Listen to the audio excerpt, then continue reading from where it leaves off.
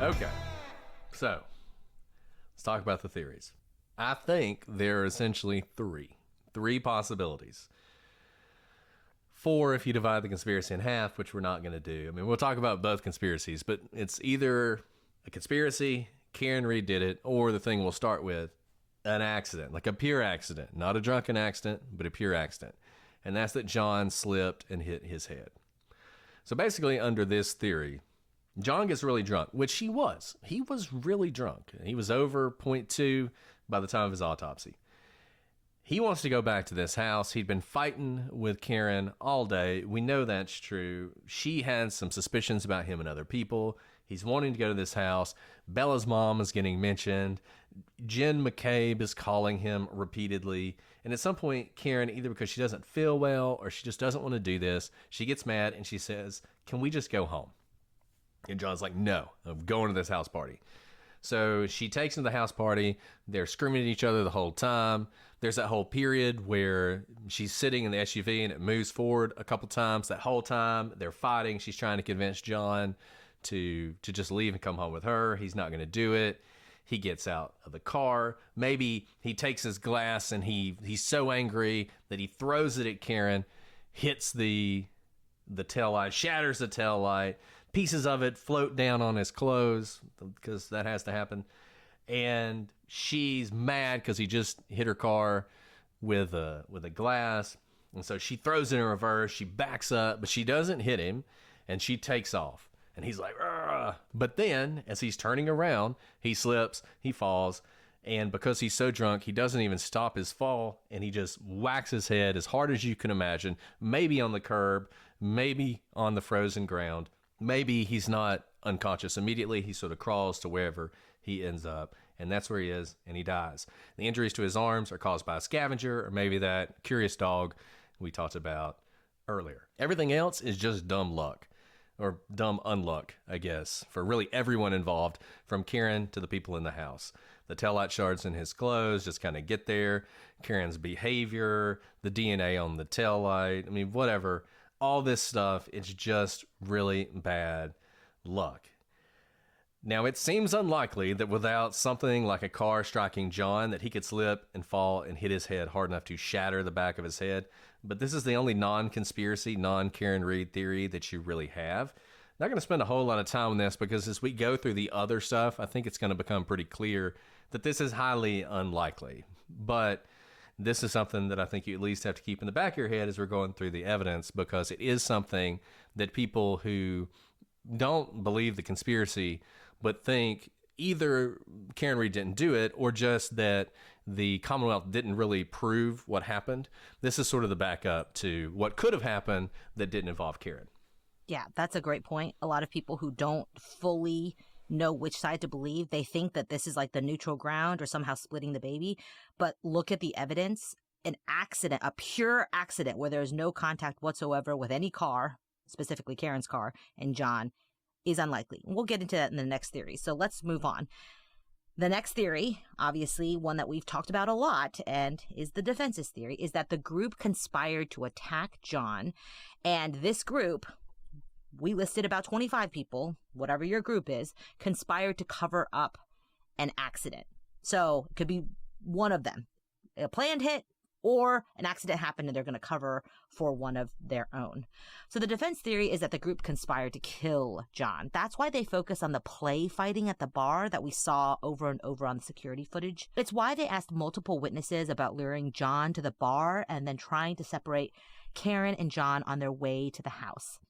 It's why they talk about the basement so much and the possibility that Colin Albert slipped into the basement to wait on John when other members of the house party thought he'd simply left the party altogether.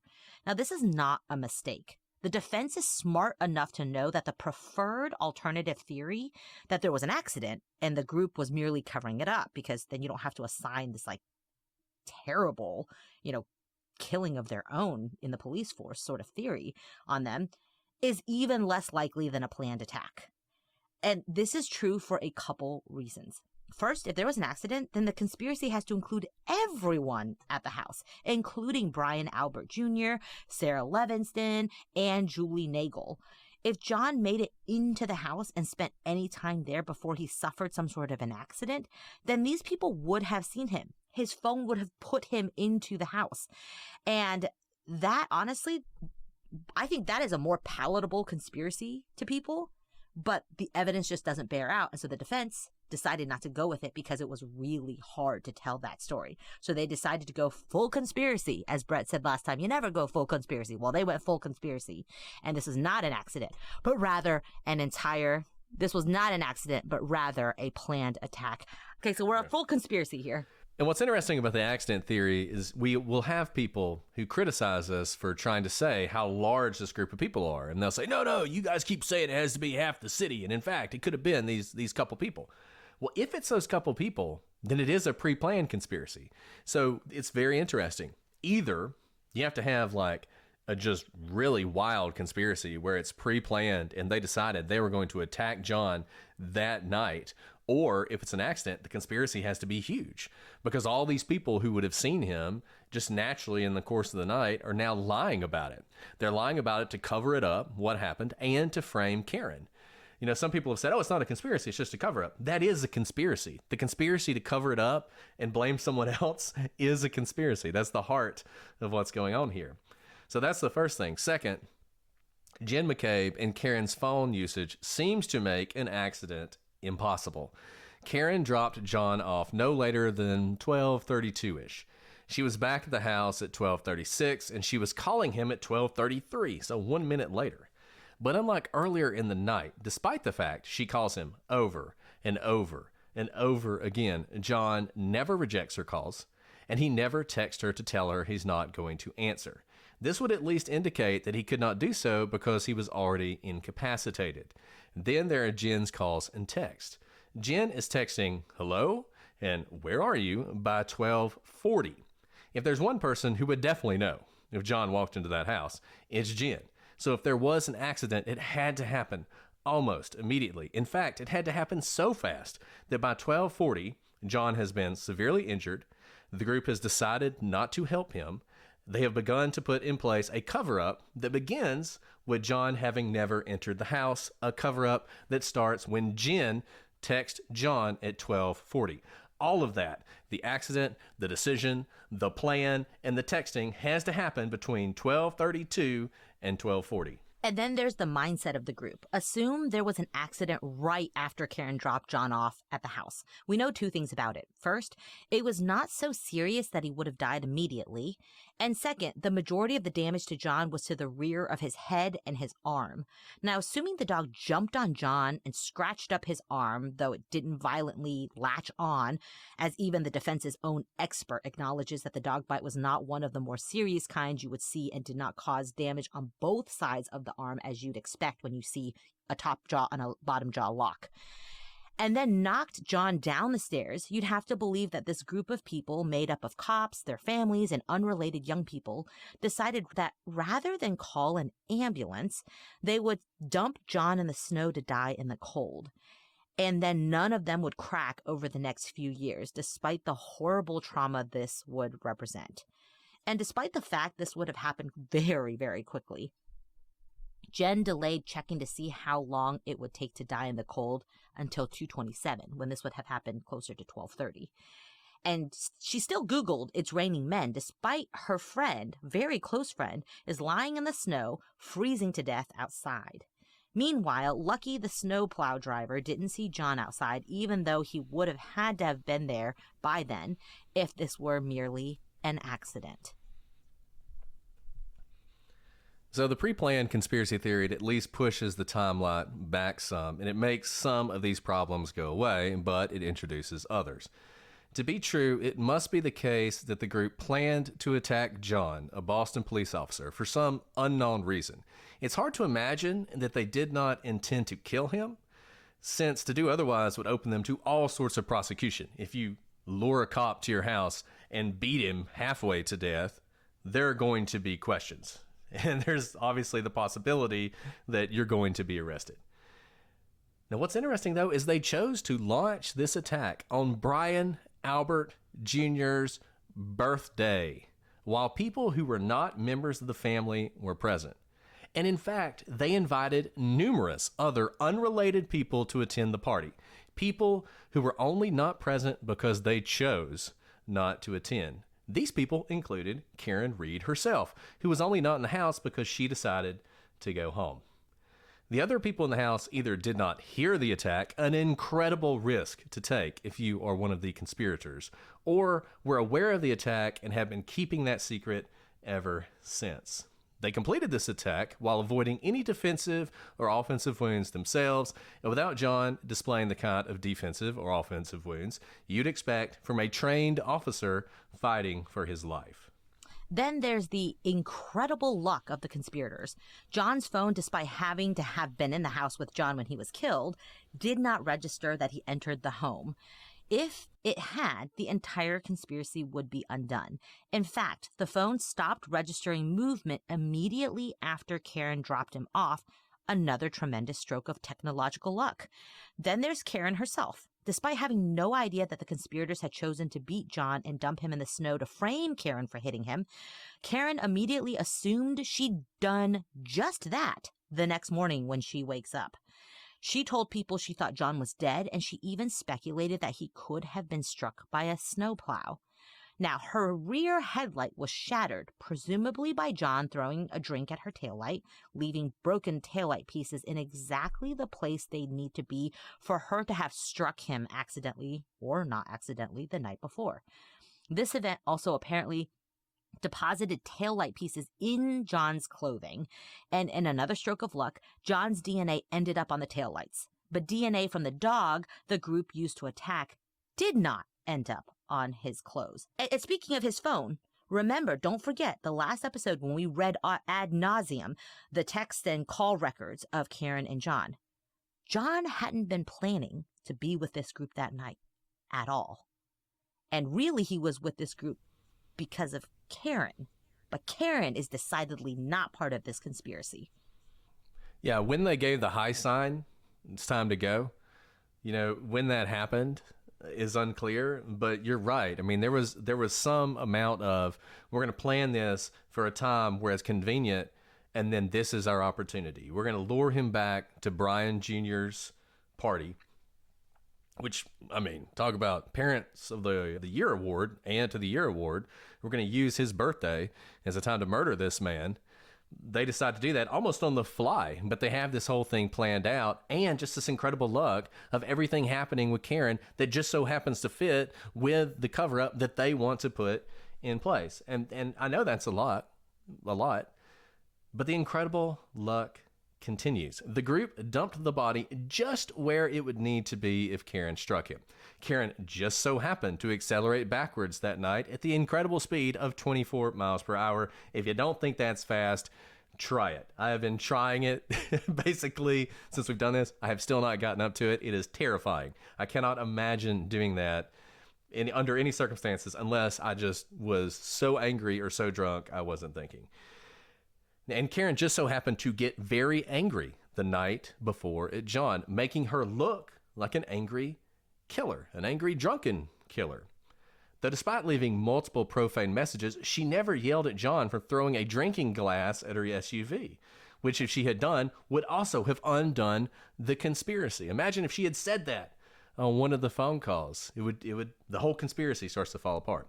And all these people involved in this conspiracy never cracked at all. Despite the defense investigation and an FBI investigation uncovering all sorts of evidence of Trooper Proctor's malfeasance, they never found anything in Jen McCabe's phone or in their investigation that would actually tie any of these people to this crime. They were never able to definitively show that any of this happened, or even to raise enough evidence of a conspiracy that this attempt to convict Karen Read could not continue. And if the FBI had found evidence of a conspiracy, you can guarantee this trial would not have moved forward. And Trooper Proctor, despite being incredibly negligent in his own phone usage, managed to plant taillight pieces, transfer DNA, delete ring camera evidence, and do whatever other things the conspiracy requires without leaving a single trace of himself. These are the things you have to believe for this to be a conspiracy. So, what are we left with? Karen did it. What do you have to believe to believe that Karen killed John. You'd have to believe that Karen Read, who had at least 4 vodka tonics and at least 5 shots of alcohol in a short period of time, was drunk that night.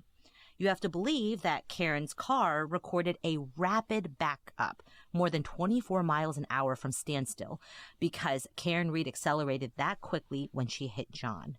You'd have to believe that Karen, who called John more than 50 times between 12:33 and 6 a.m. and left messages saying she hated him, was very, very angry at 12:32 a.m. when the reverse would have taken place. You have to believe that Karen Read, when she said she hit, may have hit, could have hit John, said that because she did indeed hit him. You have to believe that Karen saw John's body underneath the snow when no one else did, because Karen Read hit him and knew where his body would be found. You have to believe that John had pieces of taillight embedded in his clothes because Karen Read hit him. You have to believe that John's DNA was on broken pieces of taillight because Karen Read hit him. You have to believe that a hair matching John was frozen to Karen's bumper because Karen Read hit him. And you have to believe that taillight pieces, John's shoe, and a broken drinking glass were found in the snow the same day as John's body because Karen hit him, rather than because they were planted there. You have to believe that Karen panicked after waking up and not finding John, despite dropping him off the night before at a party and having no reason to be concerned because Karen Read hit him. You have to believe that Karen called Carrie Roberts and told her John was dead before 5 a.m. and before she'd even left the house or had any reason to think John was dead because Karen Read hit him.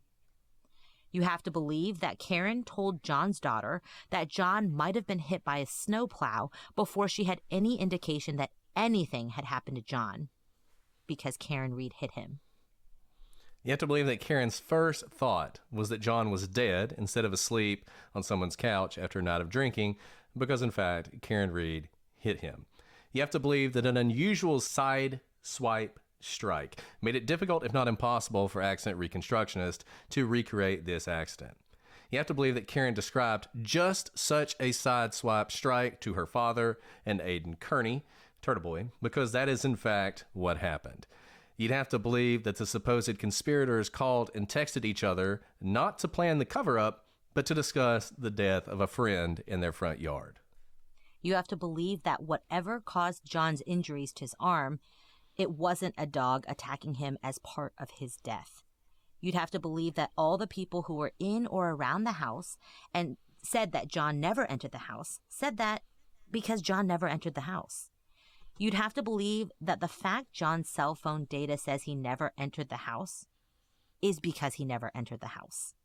You'd have to believe that Brian Albert and Brian Higgins changed their phones either because they were upgrading them or because they didn't want a defense team trying to frame them to get their hands on them. You'd have to believe that Michael Proctor acted horrifically because he believed Karen Read killed a cop, not because he had decided to frame an innocent woman for someone else's crime.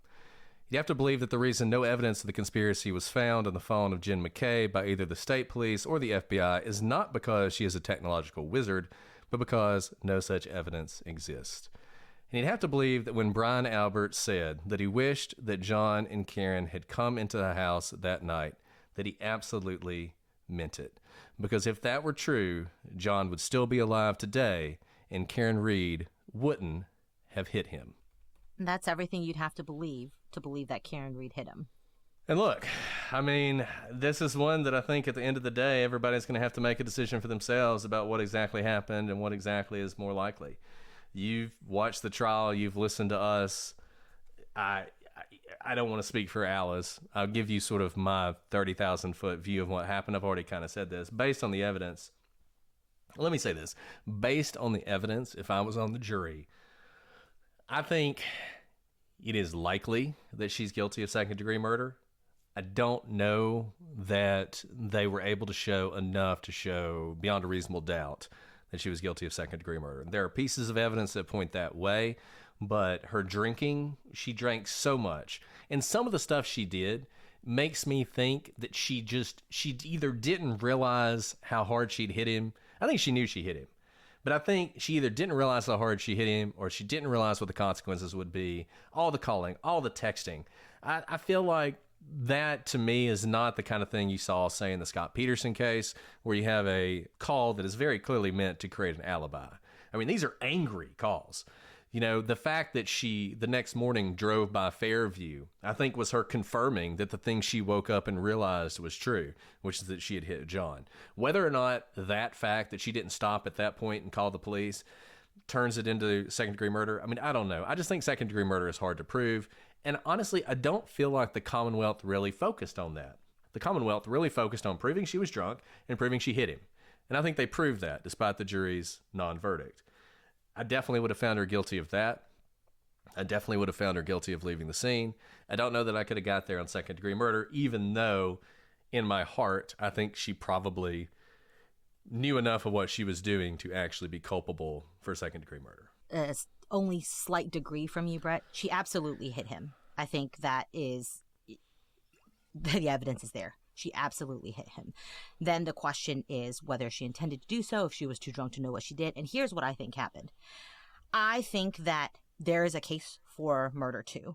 And I think simply the Commonwealth just didn't present enough evidence to show that it was murder too. Because based on, we listened to all the testimony, it's a little hard to get to murder too.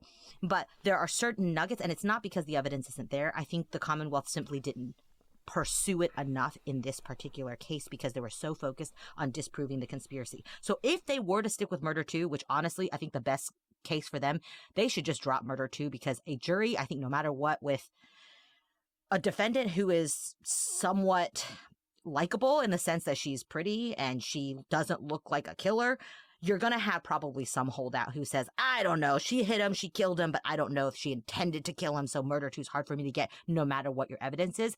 I think you have dead to rights that she hit him, so you can prove all the other lesser included charges. Drop murder too. Don't make this harder on yourself, especially with all of the media circus around it.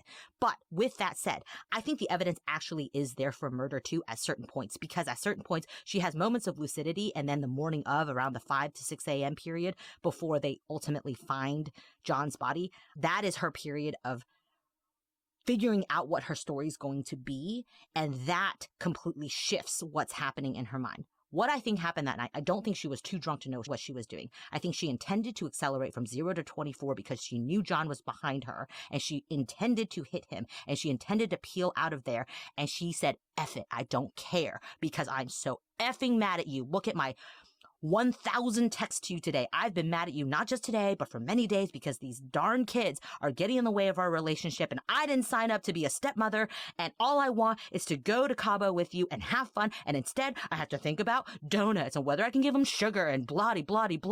Oh, this is not the life I signed up for, so F you, John. Hit him, good. That SOB deserved it. Drove off. Kind of like if you've ever been so drunk, not that I have been, but if you've been so drunk and you do something stupid, but you're fully aware what you're doing, like you take off your pants at a party, or you flash someone, right? You do something you totally know what you're doing, but your capacity to feel embarrassment or remorse is incredibly low. So you go streak the colonnade. I've never heard of anyone doing that before. But you do things that you wouldn't normally do in your daily life, but because your inhibitions are incredibly lowered because of those 9 drinks you've had that night, fine, say it's 5 drinks, whatever it is, you're well over the legal limit. So your F-it bar is much lower, though you are fully aware of what you're doing. And what's happening throughout the night is not that she didn't know she hit him or left him for dead. It's that the F-it bar was too low. And as she sobered up, and the reality of what she's done, suddenly she's like, holy crap, I took off my pants at the bar. That was a stupid thing to do. Oh my gosh, all my coworkers were there. I'm not saying she did that. I'm using an analogy to why you would do something that you normally wouldn't do in public when you're very drunk. And she's beginning to realize what has happened. And that F-it bar is climbing up because she's getting more and more sober, not just because her blood alcohol level is literally being processed out of her body, but because the cold, hard daylight is coming through, and she can't kind of be in that heat of the anger that she was in because they got in a fight. They got in a fight over what's her name's mom. as part of the directions that Jen McCabe was giving him. That's what the fight was about, right? She was steamed and she was in her rage, and we saw her in her periods of rage from the text messages. When she's in that period of text message rage, you see how she won't take no for an answer, and she doesn't care. And she went to that extreme place at the moment she accelerated to 24. And that's why I think she murdered him, and it wasn't just a drunken accident or that she didn't know she hit him. She knew she hit him. She even kind of wanted to hit him. Does it really matter if you intend for someone to die when you have those actions that you intently take? Just like we talked about, you can fire a gun into a crowd. Didn't mean to kill anybody. Happened to just kill this, like, upstanding citizen. Well, didn't want to kill upstanding citizen Bob. Doesn't matter. Still murder. And I think that's what was happening in her mind. And I think the text and call pattern throughout the day and the way she acts that night around 12:30, going into 5 a.m. when she begins to freak out to John's daughter, begins to show all of this taking place, her trying to create an alibi, her beginning to form a way out of this when she knows absolutely she hit John. She knew what she did at the time, and she knew he was dead before she ever found him. That's why I think it's murder too, but I don't think the Commonwealth focused on that evidence at trial, and what the jury heard, I can understand them not finding murder too. But certainly, I don't understand how they could not find the lesser included crimes. And they never really explained what you needed to find. I mean, I don't know. There was the second degree murder thing. I think one way you can think about it is if she were just drunk and driving down the road and got into a wreck and someone died, well, then she's guilty of that homicide while intoxicated, but she's not guilty of second degree murder.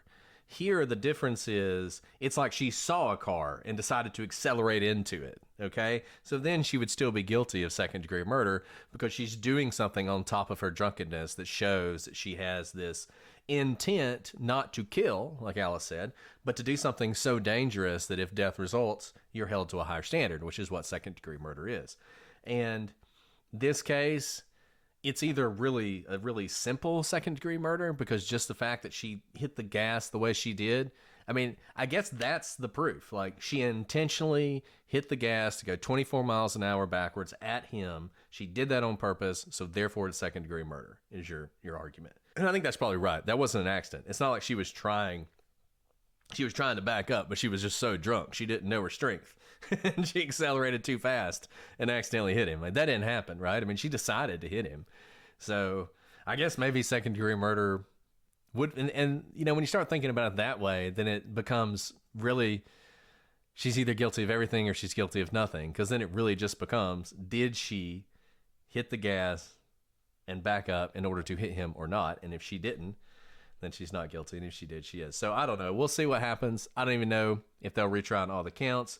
The problem with second degree murder is even if you explain it well, it still adds this aura of greater difficulty that I think gets in some people's heads. I know we've been going a while, Alice, but I do have one more thing I'd like to say about this case. Because this case, I find this case to be very irritating for several reasons. And let me just say, I'm not directing any of these comments at any of you who think the Commonwealth just didn't prove its case. Okay, like if you think the Commonwealth just didn't prove its case, I'm not sure I disagree with you. I mean, I think they did prove the case, but the way they presented it was so confused and in such a bad order that I can imagine if this would be hard. If this jury had found her guilty, they would have been a really conscientious jury who basically did the job of the prosecution for them. I think at the end of the day, that's what they would have had to have done. So I'm not talking to any of you guys out there, but I do want to address this conspiracy theory just a little bit because there are a few things that I think are interesting about it.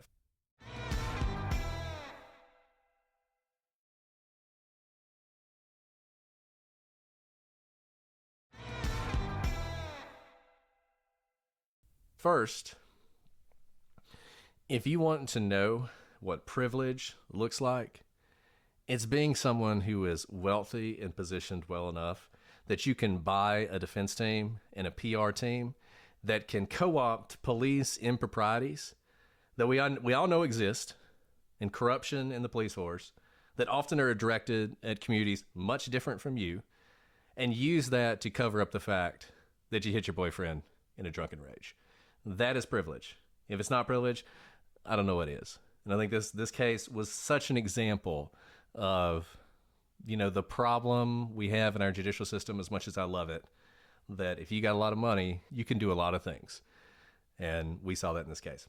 The second thing I want to say is I know that some of you have been upset with us because you think we've approached this case in a different way than we have, particularly the theory of the defense, and that we have been biased against it. And the thing I would ask you is, why are you not?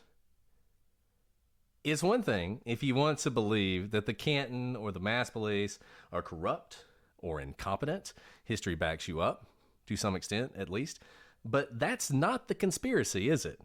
The conspiracy is that a bunch of ordinary people, some of whom happen to be cops, conspired either to attack and kill their friend or, after a tragic accident, decided that rather than calling an ambulance and helping him, they would leave him in the snow to die. And then, as if that wasn't enough, they conspired to frame an innocent woman for his murder. That is not a claim that you are required to believe just as likely as any other theory. You should have a bias against a claim like that. If someone tells you that the earth is flat, your response shouldn't be, could be. You should demand evidence, and a lot of it. You should make them prove their point. This claim in this case, this extraordinary conspiracy, should require a similar level of proof. And there's an important reason for that. This is not fiction. It is not a fun thought experiment without cost. A lot of the cases we cover, the historical cases, our ability to do harm is very low. Not in this case. This was a case where the conspiracy did real, tangible harm. Allie McCabe and Colin Albert were 17 years old when this happened. Colin Albert has been accused by the media of beating a police officer to death. Allie McCabe has been accused of helping him cover it up, of fabricating evidence to protect Colin and to frame Karen Read. Brian Albert Jr., a kid with an anxiety disorder, will never have another birthday again without pain. Jen McCabe not only had her daughter accused of being involved in a murder, but she herself has been painted as a key member of the conspiracy, someone who decided to help kill her friend, John O'Keefe, and then frame her other friend, Karen Read, for his death. The Alberts, the McCabes, entire families slandered as killers. And they are just the beginning. Katie McLaughlin, who is an everyday hero, serving her community as a first responder, who had the misfortune of having gone to the beach a decade ago with a group of friends who included Caitlin Albert, has been branded as a criminal, as someone who would help frame an innocent woman.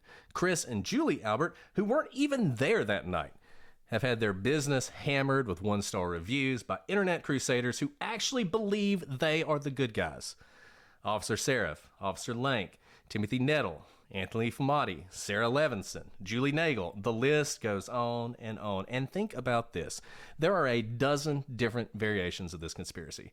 In some of them, only some subset of these people are actually involved. 1, 2, a handful, which means that the rest of them are absolutely innocent of any wrongdoing, even if a conspiracy did happen. And yet they have been slandered too. And why? On what basis? Speculation, innuendo, mischaracterized evidence, anomalies with multiple explanations, out and out lies.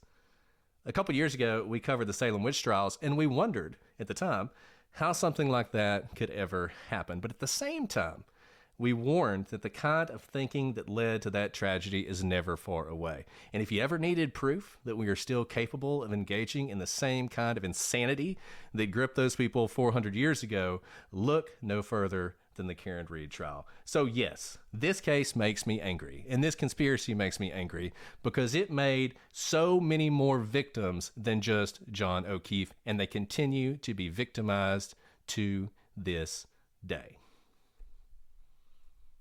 I will not try to mar the beauty that you just spouted, except to say Karen Read had a choice. This massive conspiracy that she put forward that ruined an entire town and ruined countless lives and continues to do so to this day was not her only path to get off and to present a defense. That is perhaps the most angering thing of all. She didn't go full Monty here because it was her only choice. No, she did this to ruin lives, truly to ruin lives, and she found attorneys to go along with her. when there was no evidence to support it whatsoever.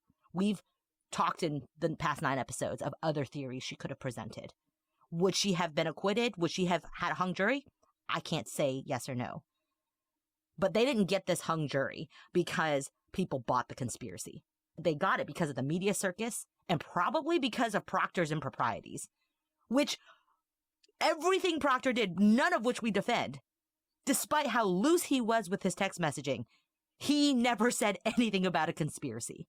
He was just a terrible person who was completely unprofessional. But in none of those texts that crossed all the lines did he ever mention a conspiracy. So this is not about a conspiracy. This is not about the only defense. This is not about a vigorous defense for your client. This was an irresponsible defense. An irresponsible defense that will have repercussions for goodness knows how long. Not just because there's a hung jury and there's continued prosecution, but because the bell cannot be unrung for the 30 or so people more who have been dragged into this for years, whose lives are being torn apart on the internet and by cult-like followings on social media and in the media. That's never going to go away. And some of these people are very young, who are having to probably go through their entire young adult life known as the person who's part of the Karen Read conspiracy cover-up, who killed a cop. And there's just no basis in evidence for any of it. So, we've just talked about the defense. They couldn't have done this alone. It couldn't have caught fire without the kindling of people clicking and feeding this frenzy that is this absolutely unfounded conspiracy. This is what we mean when we say there is responsible consumerism within true crime. It's okay to be interested in these cases. It is our judicial system. It is our humanity we're trying to understand. We obviously have a true crime podcast. We seek to understand why people do some of the worst things they ever do, why people are wrongfully convicted, why people are rightfully convicted. We seek to understand all these things. But this theory would not have reached its insane heights had millions of people not fed it kindling to create this bonfire of cluster. So what you read, what you click on, what you give voice to matters in the courtroom. Maybe in a way now, even more so than it did a decade ago. But you matter, your voice matters, and it has a direct line, essentially, to what all of these other victims now are experiencing in Canton. So think about that. You may take issue with the tone that we had when we started this. It's because we had watched the majority of the trial by the time we started coverage. We had seen the cross-examinations. We had looked at the case files. And if you don't have a little bit of disdain for unfounded accusations lodged at real innocent civilians who could very well be you tomorrow, then you might need to take a step back and think, perhaps I've crossed a line where entertainment and real life have blurred, where responsibility is no longer taken in areas that we need responsibility now more than ever. And that's why perhaps we've had a tone that some of you have thought, well, I don't like that tone. I'm sorry. But I think it's incredibly important because we are all part of what this Karen Read trial became. And the reason we've covered this, we've joked a lot that we didn't really want to cover this. The reason we didn't want to cover it is because we didn't want to give additional kindling to the fire for this kind of unfounded conspiracy theory. But we wanted to give voice to reason because enough of you said, I just don't get it. I don't understand why there is this just media storm out there, and I can't seem to understand why what I'm hearing, which is it seems like a hit and run, is turning into one of the biggest trials of the century. Why is that? That's why we covered the case. And I do think it's important that we did. It was difficult because we saw all the worst parts of true crime come out in this case.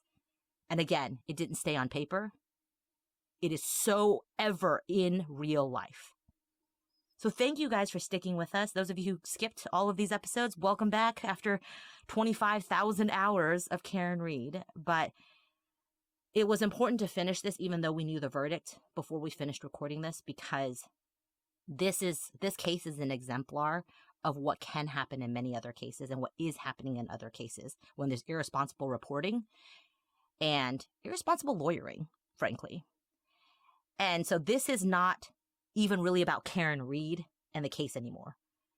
We're going to use this as training. Absolutely. I mean, this is going to be an exemplar for many, many lawyers, both defense, prosecutions, law enforcement agencies. And there is something to be learned here. So those of you who've wondered why we continue to record and really record it pretty, at length, that's the reason. And the one thing I'll say, I'm going to talk about this much longer because we've been talking about it long enough, but Alice, the point she made at the end, law enforcement bears some responsibility here too. Do not take this as us saying that what happened with the state police in Massachusetts, not only in this case, but in the past, that allowed these kinds of conspiracy theories to take root and grow because people had so little faith in them. Frankly, a lack of faith that was confirmed by Trooper Proctor and what he did. That is the fertile ground where this stuff grows. And in this case, unfortunately, it didn't just hurt a prosecution. It hurt a lot of innocent people. So there's a lot of people with blame who can take blame here. But don't let the fact that the police did some bad things mean that everybody else gets off the hook. Don't do that. This case is a disaster and a mess all the way around, and the collateral damage is just beginning and continues to spiral outward. So with that, if you have any thoughts, shoot us an email, prosecutorspod@gmail.com, @prosecutorspod for all your social media. If you leave a 5-star review, we'll answer a question for you, though not tonight, because we've already been going an hour and 45 minutes. But we finished it. We did finish it. And that means next week, we will be back with a new case. It's actually another innocence case, so, that'll be fun. That we recorded like months ago, because we've had a few cases recorded that we haven't done yet. But a new case won't last 9 episodes. I promise you. In fact, it will only last 2. So we've got a few short ones for you coming up, because I know you guys like that. And as hard as it is to believe, it'll be October before you know it. So all of you who are coming back, look forward to you leaving again in 2 months when we start the October episodes. So, Alice, we've already said a lot. Do you have anything else you want to add? No, thank you guys for allowing us to do this for 9 episodes, sticking with us. And I hope you learned something. I know you have thoughts, though. I think I've said my piece, Alice. I feel good with where we ended up in this case, and I'm sure everyone who listens will agree with us wholeheartedly. So, as I've said before, you can hate us, but we're never going to lie to you. And that includes, we're not going to tell you something just because you want to hear it or just because you really believe it. If you want to come here and get our unvarnished opinions, that's what we give you on the prosecutors. That's what you're going to get. And sometimes we're going to tell you somebody's innocent, and sometimes we're going to tell you somebody's guilty. And both of those might make you angry, but that's what we're going to do. I'll tell you this much. Ain't nobody affecting our opinions. No. Literally, first of all, there's no one paying for our opinions. And second of all, you couldn't pay for our opinions. That's the real joke. Well, I mean, if you got a couple million, I mean... I am unviable. Brett has no morals. And, just to wrap this up, when we say things like, we don't care what you think, we're not going to change our view, we're not saying we don't care about you as a listener. In fact, we care so much about you that we are going to tell you what we think. Always. We're never going to betray that trust with you. So we're not going to do it for ratings or because it's what people want to hear. We're going to tell you what we think. That's what you always get, and that's what you got on this case, and it's what you'll get next week when we're back. But until then, I'm Brett. And I'm Alice. And we are the prosecutors.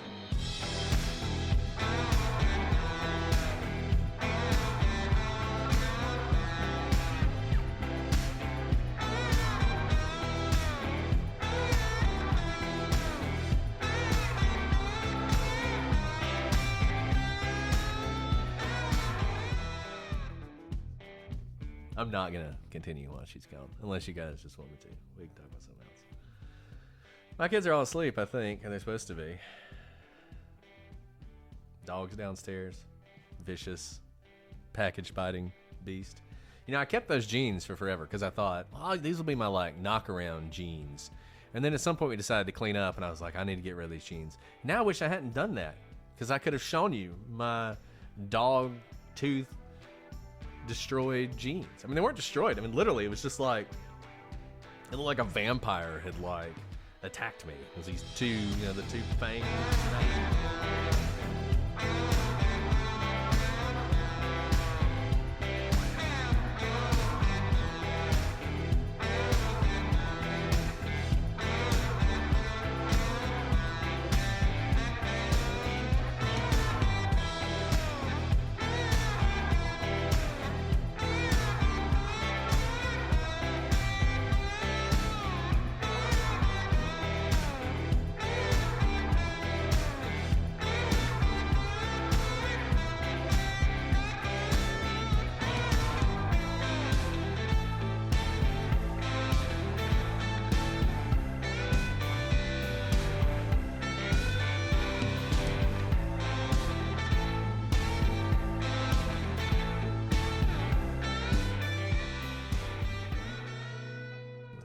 I did afterwards decide I probably should go to the pharmacy. So I did go to the pharmacy and get like alcohol and peroxide because I was like, I don't know, does whiskey really do it? Is whiskey strong enough? I just didn't know.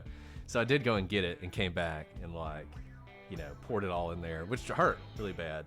Kind of cleaned it out and stuff because I didn't want to get an infection because I was literally flying to Austria the next day.